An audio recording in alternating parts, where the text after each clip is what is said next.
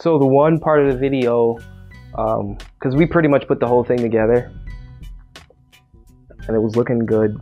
It was cool. I was like, there's still something missing, and it was the story, because originally we had two storyline parts, but I felt like the one was kind of funny, and it was tragic at the same time. It came from, I had taken a trip to Grand Rapids, and there was this lady, she was sitting on the corner, she was trying to sell her artwork, and the artwork was terrible. I mean, it wasn't terrible, but it was awful.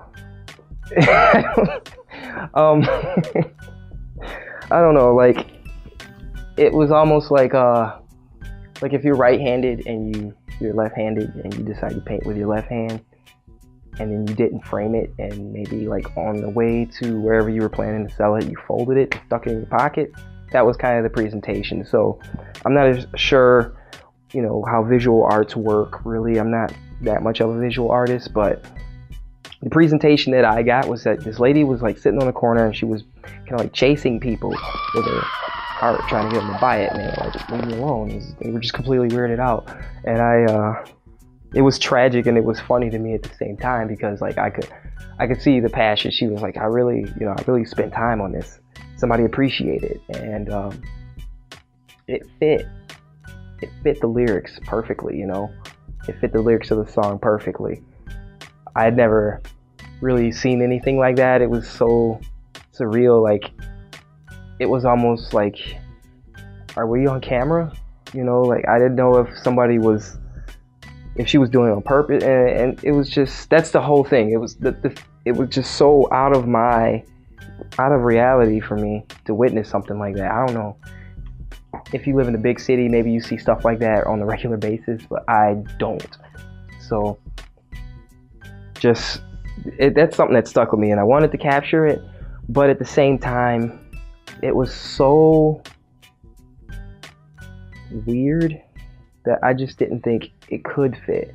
I mean, I'm already weird, but that was a different kind of weird. It was more, I don't know how to explain it. So the scene that we did go with was from the first verse.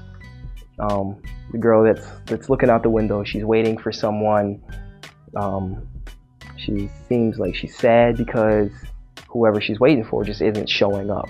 And I think that's something that's more relatable. That's something that's more universal, is that abandonment again, that angst, that feeling that like you're not as important as whatever this other person's priorities are.